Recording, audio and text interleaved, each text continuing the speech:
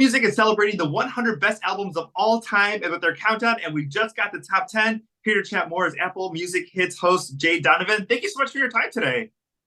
Great to be with you, Rudy. And let's go ahead. Let's celebrate the number one album, Lauryn Hill, The Miseducation of Lauryn Hill. Talk a little bit about why that album got to be number one and a little bit about that process.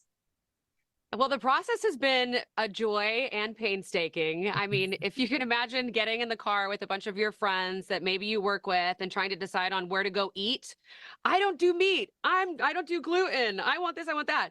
Then take that times 1,000 and try to come together in a consensus of what the greatest albums are of all time, not taking into account streaming or commercial success. Like, these are just albums that resonated with us personally. And so we were really coming together and fighting for the albums that we loved most. And it was such a process, but we did it and we came to a consensus, and we're so proud of this list of albums that we put together. What I love too is that, especially, if you're maybe an older fan, that some of your favorites are on there. But maybe if you're a younger fan, your music is represented as well too. And this gives kind of everybody a chance to either celebrate the albums they've always loved or to discover new albums that maybe they weren't as familiar with. Yeah, you're so right. And you're so right. And streaming skews younger, obviously. So we know that there's going to be a lot of people discovering some of these classic albums that you and I have loved for years. They'll be discovering them for the first time. And there's something really special about that. We've got everyone from Bad Bunny on the list to Billie Eilish to Kendrick Lamar to Dr. Dre, Prince and the Revolution, Michael Jackson, Thriller. Of course, you got the Beatles. But to your point, the miseducation of Lauryn Hill being at number one means so much to me personally, but also to all of us that grew up with that album in the 90s. The fact that it's getting shine on this list, I know that people are debating about like the Beatles and Michael Jackson, everyone's placement, but this list really is a celebration of all of these albums as individual bodies of work. And so if you look at it like that, it's really a celebration of art. We're getting the conversation going about music. We're here for healthy debate, right? I mean, music is so personal. So everyone's going to have a different opinion. Especially too, it might define either your teen years, maybe a relationship, maybe a time in your life. Obviously, those are those happy moments, but there's always those like sad moments when you want to reflect. And I think you think of artists like Lana Del Rey or The Cure, or artists that you go to that you're like, I just need to listen to this album in an entirety and I'll feel a lot better. Like, let's just celebrate the good and the bad and everything about life. That's what's so special about this list too, is that you really get a feel for what the artist was going through at the time, and it holds you in that moment. Like, if you make space for the entire album, let's say you're going through a breakup, you probably reached for Adele 21, and she probably held you close and you did your cathartic, ugly cry together in the car before you went to work, and then you wiped the eyes and you went in and did your thing. But then you also have albums like Lemonade, Beyonce's Lemonade album, which from top to bottom is an incredible story of independence and resilience and don't mess with me, but also I love you, but also why are you doing this? So to your point, as we've grown up with these albums and spent more time with them, we've had these real life experiences where we've called on these artists. I need your support in this moment. I want to feel seen, and to feel heard. And I love this list. It's such a modern 21st century approach to the greatest records ever made. And it was a really fun process to be part of it. There's a couple of artists that have multiple entries into that 100, but was it, let's just pick out these 100 influential artists and let's see which is their best album? Or was it just like album by album? Like, how did that process go?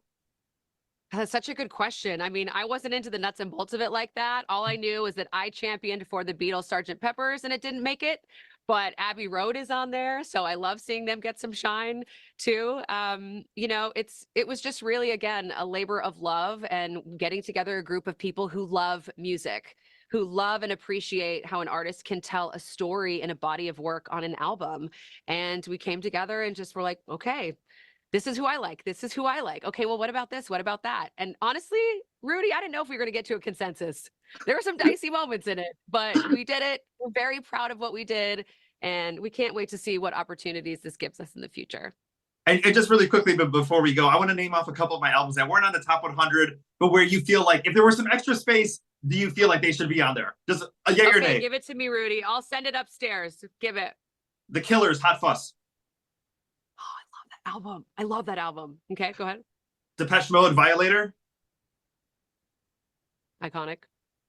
Lana Del Rey, Born to Die.